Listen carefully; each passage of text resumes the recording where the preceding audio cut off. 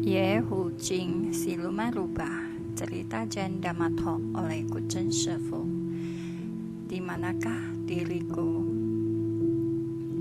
Pada dinasti Tang, seorang biku dari India datang ke Cina. Ia mengatakan bahwa ia memiliki kekuatan supranatural, yaitu bisa membaca pikiran orang. Maka kaisar mengutus biksu kerajaan untuk menguji biku India tersebut.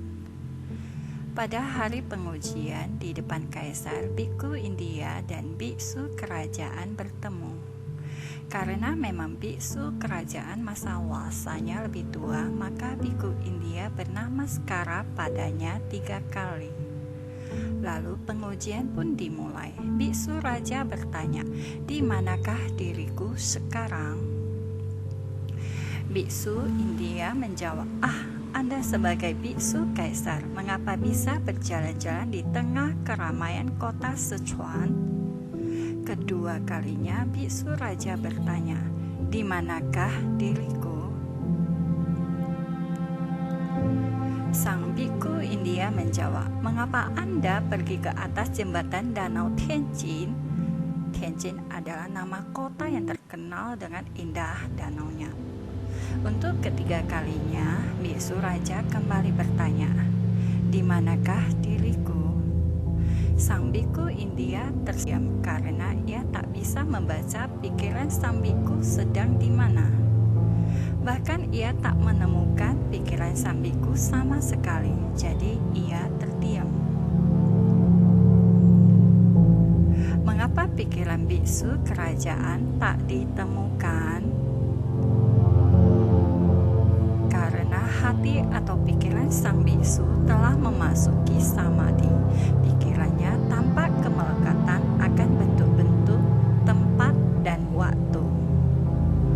Sang biksu raja menegur si biku India, "Kamu ini seperti siluman rubah, julukan zaman dulu untuk para plagiator. Apa tujuanmu membaca pikiran orang? Sesungguhnya ajaran Buddha tidak menentang adanya kekuatan supranatural, tapi tidak boleh menggunakan kekuatan supranatural untuk memikat hati seseorang demi menambah kekuasaan, pengaruh, atau kekayaan. Kekuatan supra itu ada yang asli, tapi juga ada yang palsu. Tak peduli asli atau palsu, sama-sama tak bisa melawan atau melenyapkan hukum karma." Mungkin saja untuk sementara ia bisa membantu menghindarkan bencana, tapi akan datang waktunya kita bahkan kehilangan atau menderita lebih banyak. Ini seperti kita mau memanfaatkan orang lain, tapi sebenarnya kita sedang memanfaatkan diri sendiri. Memanfaatkan kekuatan supra itu seperti tanpa berusaha kita mendapatkan pinjaman, merampok atau merampas uang seseorang, atau menemukan duit banyak di pinggir jalan. Tapi harus diketahui, uang yang dipinjam pasti akan ditagih dan kita harus membayarnya. Uang hasil rampokan atau rampasan itu harus kita pertanggungjawabkan di depan hukum juga. Jika hasil temuan di pinggir jalan, kita harus tahu bahwa itu adalah milik atau hasil keringat seseorang. Mungkin saja karena kehilangan uang tersebut, usahanya akan bangkrut, atau anak istrinya yang sedang sakit tak terobati karena uangnya hilang. Orang yang kehilangan uang tersebut pasti akan menderita dan kebingungan. Kita malahan tanpa bersusah payah mendapatkan uang tersebut. Maka kita harus menanggung buah karma ini karena mengambil yang bukan milik kita. Oleh karena itu, memanfaatkan kekuatan supranatural itu seperti kita sedang membeli 9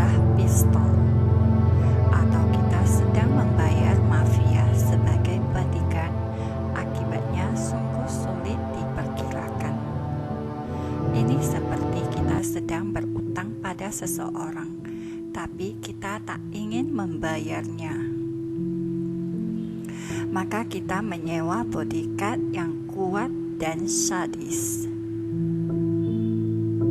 sehingga penagih hutang tak berani datang mendekat untuk menagih.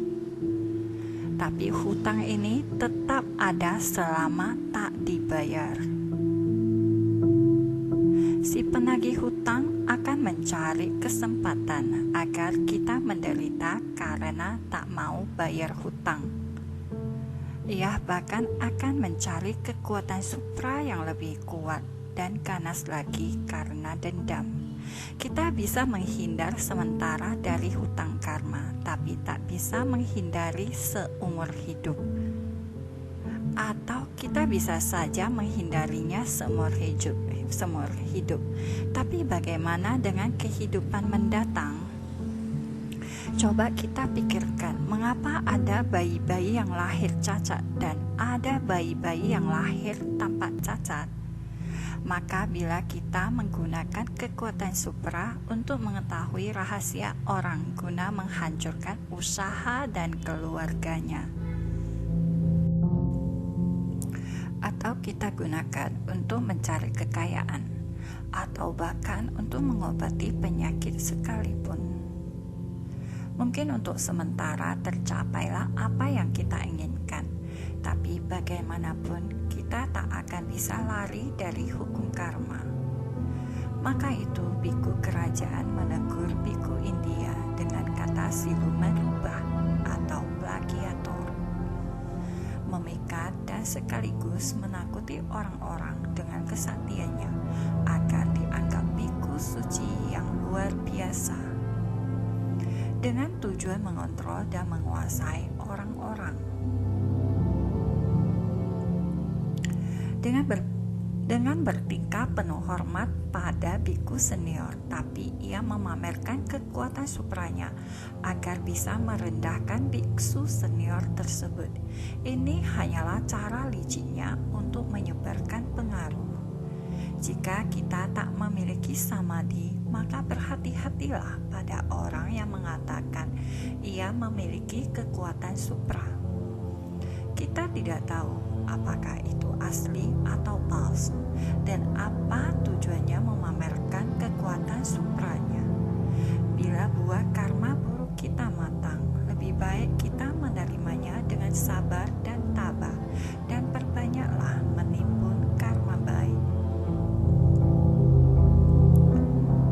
Janganlah kita bermain petak umpet dengan karma, dengan menggunakan kekuatan supra seseorang, sehingga